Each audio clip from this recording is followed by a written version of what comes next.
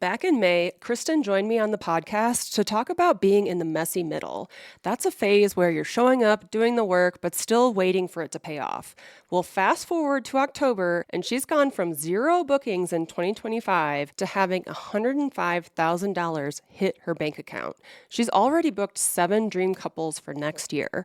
Today, we're talking about what that transformation actually feels like and what's possible when you don't give up in the messy middle. Because if Kristin can do it, so can you.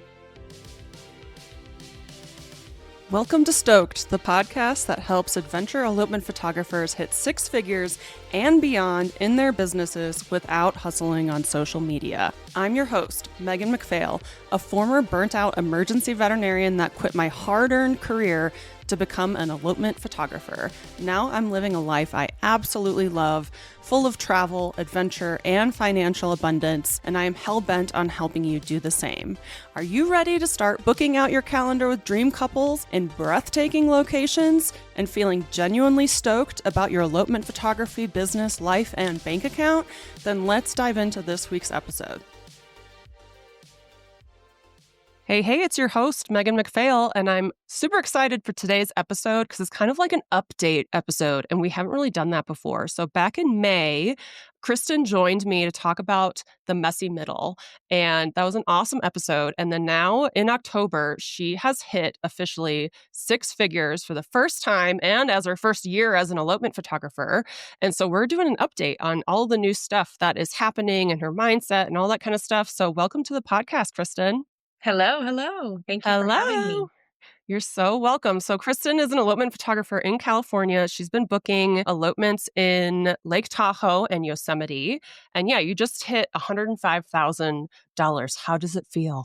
It feels unreal coming from the 9 to 5 and not making much money per year to hitting that is just a huge milestone for me. So I'm just so happy. It's almost like unbelievable, honestly. Yeah, I'm like right? looking at the number and I'm like, oh yeah, I did that. Okay. Yeah, you freaking did it. Yeah. And you did it without having to book a whole bunch of weddings and things that drain your energy. And there's been so many times after elopements where you've DM'd me and been like, oh my God, it's so amazing and awesome. And this couple was great. And like, that's really what it's all about. You know, the money is awesome, but the fact that you're so excited about what you're doing too. I just love it. Yeah, I mean, every time that we've worked with a couple where we're just like, we could totally be friends with them. We wish we lived closer. I always think of you because I'm just like dream couples, like Megan's totally right. So, yeah. Yeah, they're out there, right? And like when you started this, because you started, to give a little recap of our last episode, you kind of started this idea that you wanted to book exclusively elopements at the end of last year. So at the end of like 2024, or that's when you really started working at it. So you started 2025 with 0 elopement bookings. And then here you are having hit 105. And then how many do you have booked for next year? Next year, I have 7 elopements. And then this year, I had 0 and then started out with 1 micro wedding, which I wasn't excited about, but it's fine. I did it. It's great. And then how many total did you book for the year to hit 105? Oh, man. Let me see. Let me think. I'm going to say 12 12. for So this year. Hmm. so you booked 12 elopements for this year, 7 for next year, and you've already hit 105K to your bank account, Yes. and it's October. Yes. That's amazing. Round of applause. Because I think people really think like to hit 6 figures, they have to book like 30, 40 things and double book themselves and do all this crazy stuff. And like 12 is totally manageable. Yeah, it's totally manageable. Maybe it was a little bit more. I don't. Oh, wait a minute. That's not including the 2 that I have. 14. I take 14. 14. Okay. I've done 12. You've Done done 12 12, you so have 2 far. more to go. Okay, awesome. Well, still that's totally manageable. I know October is a busy month for you, but yeah, that's awesome. So I want to do a little coaching moment because, well, first of all, I want everybody listening to know that you can start 2026 with 0 bookings and still hit 6 figures just like Kristin did. Like I see this happen all the time, but then I also see people talk themselves out of it thinking that it's a pipe dream or impossible to do when they start a year with 0 bookings. They think, oh, this is it. I'm screwed. But you can totally still hit your goals because so many people book elopements kind of on a quicker timeline than weddings that are normally booked a year and a half, 2 years out. So you can totally transition to elopements and book out your year, even when you're starting with 0. But let's talk about Kristin starting with 7, and there's still 2 months to go. So who knows how many more you could potentially book. For me, that's a huge sign. If you're starting the year with 25 to 50% of the number of elopements that you want to book for the following year, that's a huge sign to me that you can raise your prices because you're booking up too quick. Which is a good Yeah, problem to have, right? totally. It's a different perspective to have for sure because you're just trying to hit that number of what you want to do. And then you're like, oh, now what do I do once I get to that number? Yeah, exactly. And we should kind of talk about that because yeah, a lot of it has to do with kind of gradually increasing your prices so that you're not overextending yourself. And that's a big sign when you already have so many things booked for the following year. That's a great sign that you can, you're reaching enough people and your momentum has been built up and your marketing is on point and your sales funnel is on point that you can start increasing those prices even more. And it shouldn't scare you. You should feel confident that you can do that. And I know you start at like 5,000 bucks for 4 hours, right? Yes, Yeah. So yeah, you could probably go up even more, which is crazy. it is crazy. Like, this is the most I've ever upped my prices. When I was doing weddings and stuff, it was just a little, a little bit each time, throw some sprinkles at it, but now it's like, jack it up and feel good about it.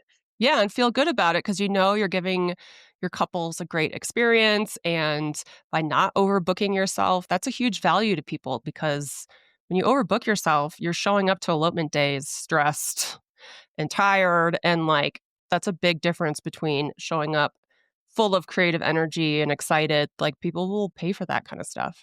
So, how is your mindset now? Because back when we were talking in May, you kind of, we introduced this idea of the messy middle where you're really kind of right on the precipice of things working, but you start doubting yourself and you start thinking, like, maybe I'm not cut out for this. Maybe I should just quit. Like you've done all this hard work, but you're not really seeing the results yet. And you had just gotten over that hump. So that was exciting. And I think you had booked 10 things. So now you're well over double that. So how has your mindset changed since we last did our podcast in May? My mindset's a lot better.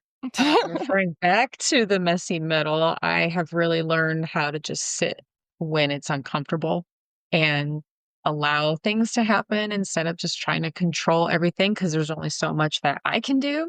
Hmm. It's just learning how to just sit and wait and be comfortable with it and just keep pushing forward and not get in your head and let all that mind chatter take you down. So I've been doing a lot with that. I have also been confidently turning down stuff that does not align with me. I've had people reach out for traditional weddings and quote unquote elopements with 30 people and I turned them all down because I don't wanna do that anymore. I just wanna focus on intimate elopements. If it's just a couple, that's fantastic, but if they have a few guests, then that's cool too, but I'm not trying to do anything bigger than that because I wanna bring couples an awesome experience, and I can't really do that when they have a ton of freaking people there, you know what I mean?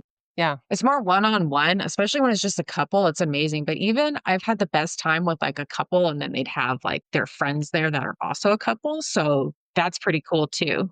And then, of course, I've had people that come and bring some young kiddos along, and I do love that as well because I Oh, have a yeah. mom, so it's fun to hang out with the kiddos, and they just have so much fun. I bring bubble guns and sand toys for them, they love That's it. so smart.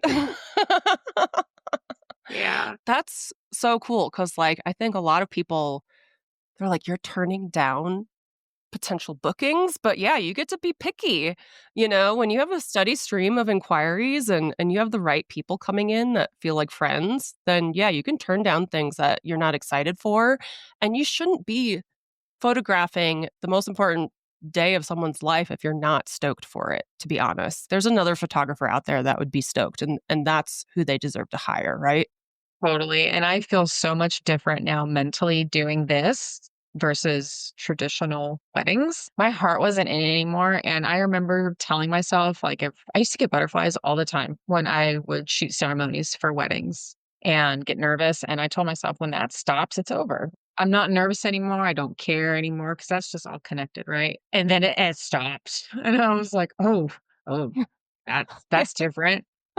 And then I Mm-hmm. did that one micro wedding that I had back in May, and I just felt nothing for that. Of course, I was there for my couple and gave them awesome pictures, but my heart was just ugh, because I had to plan it too. I had to do their timeline. I had to play coordinator. I'm like, this is why I'm not doing this crap Yeah. anymore. Traditional wedding photographers have to do everything. Mm-hmm. It doesn't let you truly focus on the couple's experience. It's just like rushing around. And some people love that and some people don't. And you got to listen to that. If there are things out there that you're not excited to do, that's not what you should be doing. You should be following your intuition and your calling and your purpose and do the things that light you up and let the other people who are excited about weddings shoot weddings. There's a reason why we feel pulled to certain things. Mhm.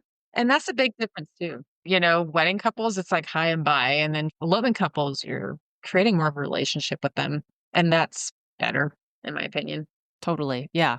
So let's talk about because this kind of like segues into boundaries because I think a lot of people, when they are fighting for inquiries and bookings and they're taking on things that aren't quite ideal, their boundaries are not the best. But you have definitely worked Been on your there. boundaries. Yeah. So you're saying no to people who don't feel like a right fit. Those are boundaries. What other boundaries have you put in place as you've grown? Just really telling people no if I don't Yeah.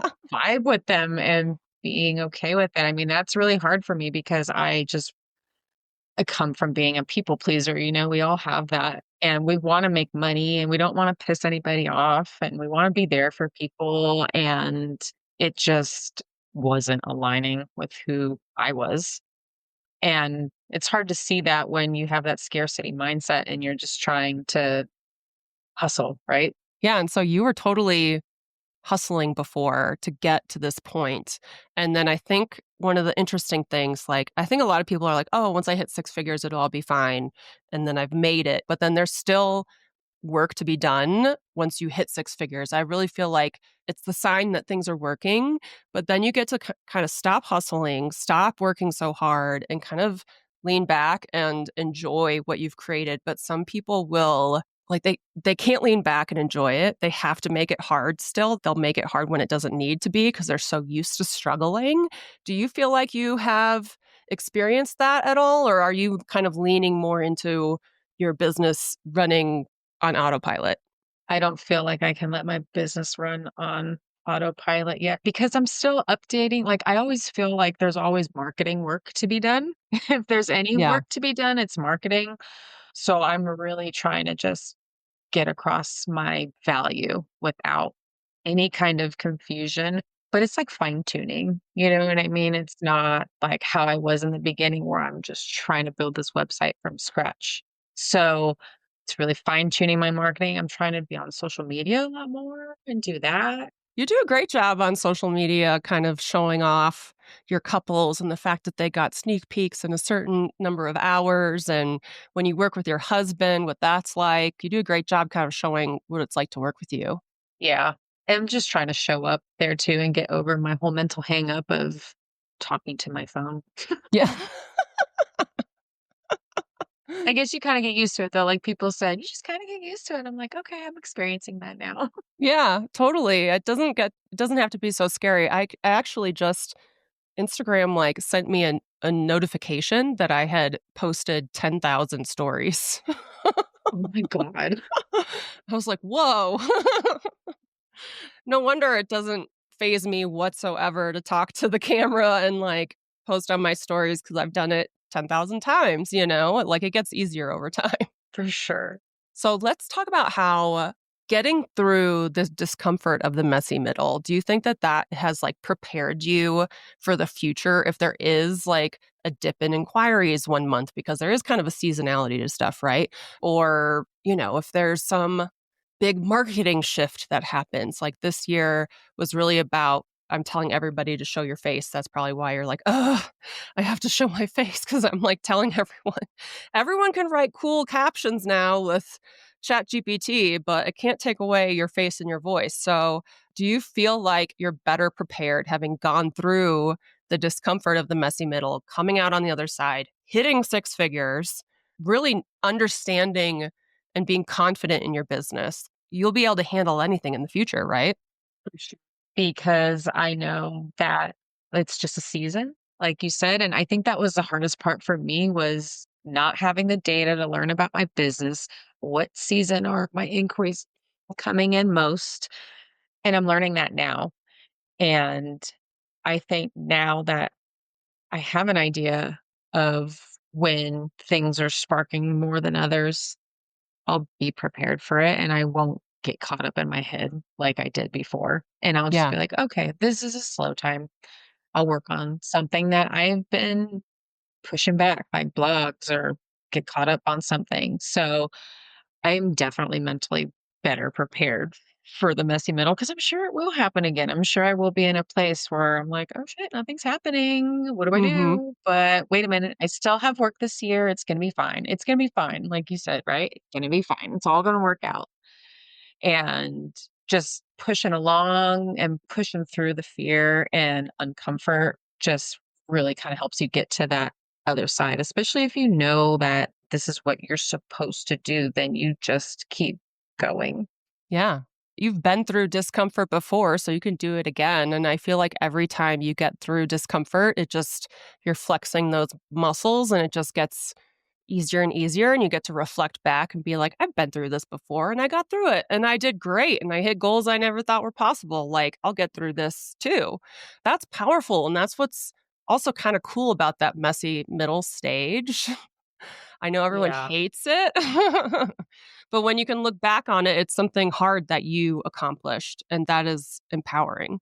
Well, and that was a hard place to be in too, because that's when I was getting inquiries that I didn't want. And I still had Mm, to say no to them because I'm like, no, I'm trying to stick with my brand here. I'm not trying to do stuff that's outside of what I want my business to be.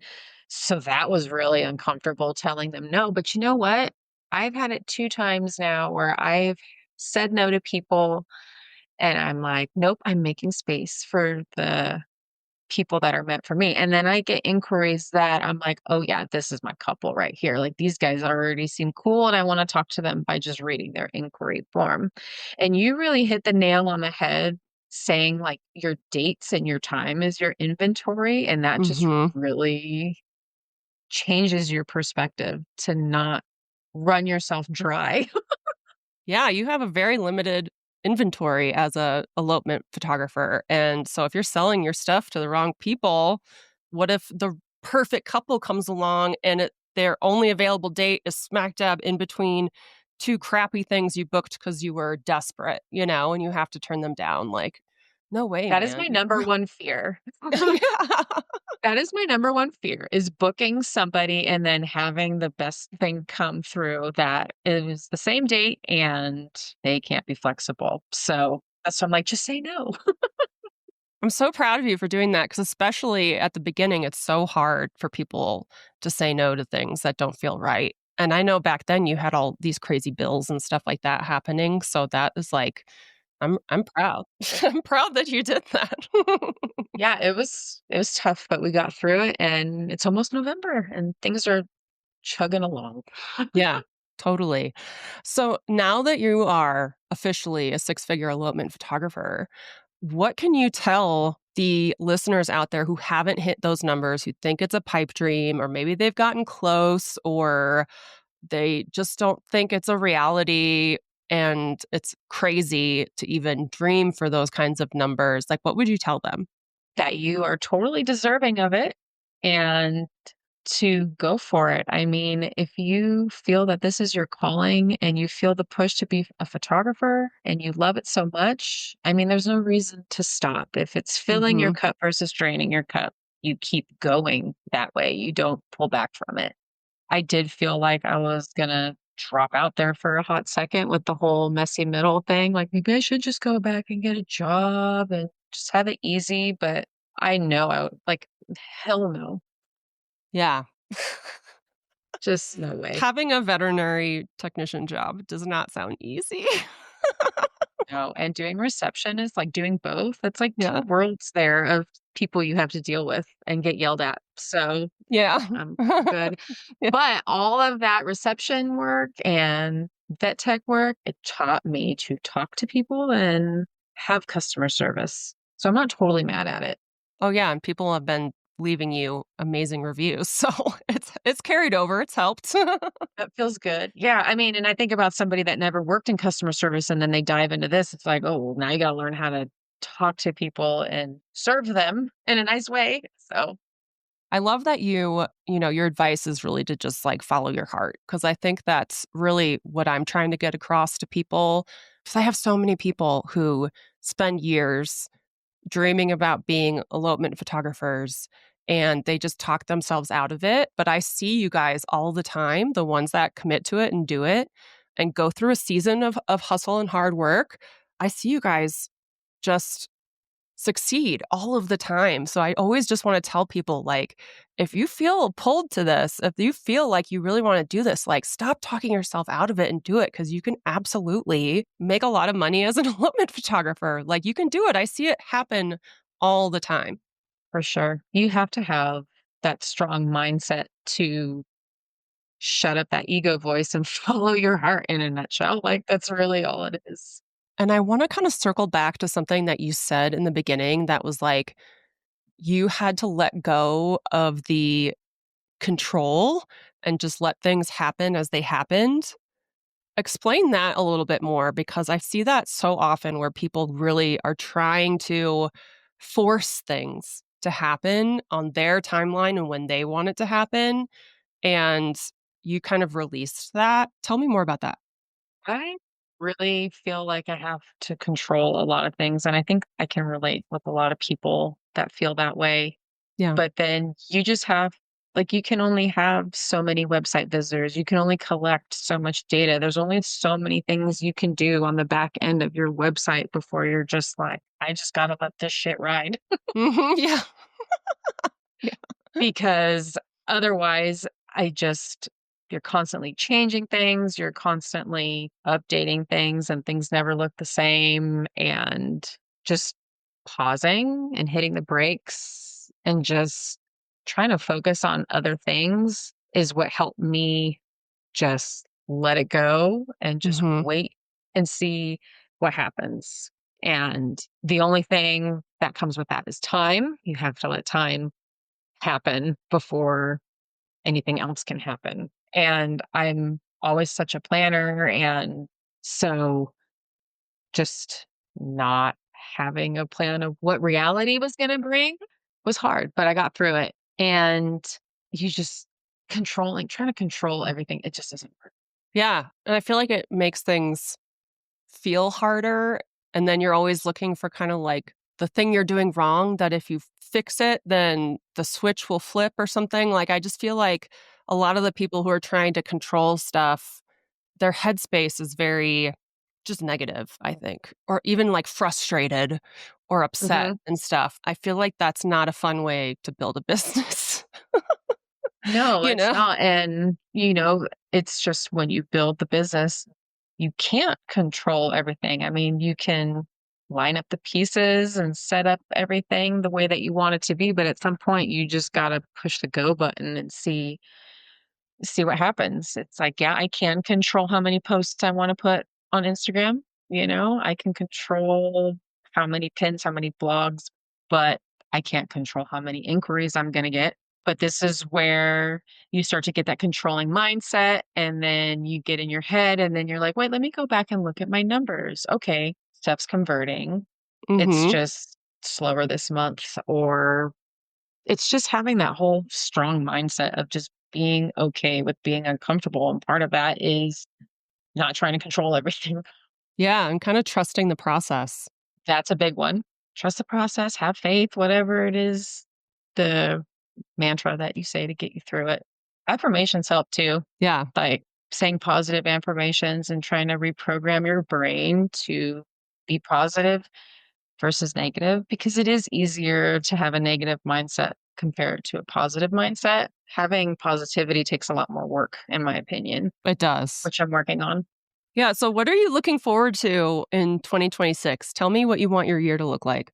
I would love to have elopements that are, spaced out. I know that summer months are going to be busier, and I'm just going to have those bursts of elopements like October. It's always busy, wedding or elopement. It's always a busy month, and that's fine because it's a season thing. But I feel like I have a really good plan for next year. I feel already comfortable because I have work lined up. So I'm not really stressing at all. I do wanna, like I said, make marketing changes, and I do need to update headshots, and it's little fine-tuning things like that versus big business wheels that I'm trying to implement, like Google Ads and the website and SEO and all that kinda stuff. Yeah. You're not doing anything from scratch anymore.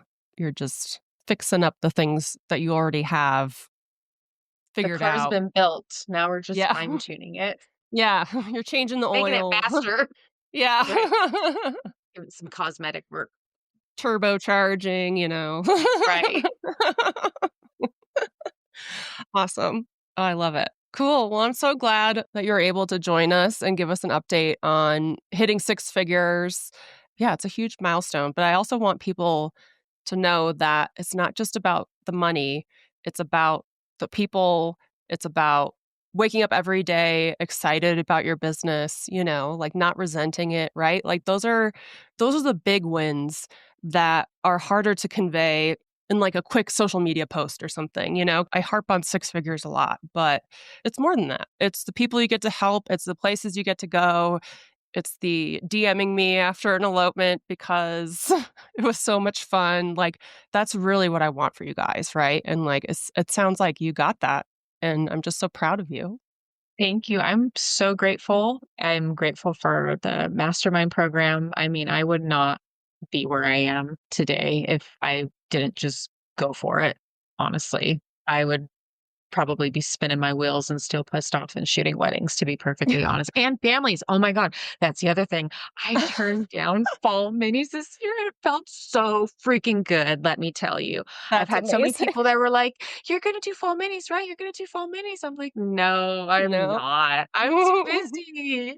Yeah. Yeah, I'm not doing Christmas minis, I'm not doing Nope. spring minis, I'm not minis are out. I'm not even doing family stuff anymore, really. So Yeah. it's totally great. Yeah, I love that for you. Well, I'm so proud of you. You Thank worked your butt you. off. You went through all the hard things, and yeah, now you're spreading your wings and flying the nest, which means leaving the mastermind, which makes me so sad, but also so happy and proud for anybody who gets to do that. And yeah, I just can't wait to follow along and see what the rest of the year brings in 2026 and just see you continue to kill it out there. I'm just so proud. Well, thank you. I'm super excited. There's good things to come for sure. Yeah. We'll see you next week. Bye. Thanks so much for joining us on this week's episode of Stoked. If you enjoyed the show and you'd like to help support the podcast, please subscribe, leave a review, and tell a friend. If you're looking for more inspiring elopement photography content, check us out on Instagram at Megan McPhail. And if you'd like to hear more about my business coaching and how I can personally help you hit six figures as an elopement photographer, then check out my website at www.meganmcphail.com.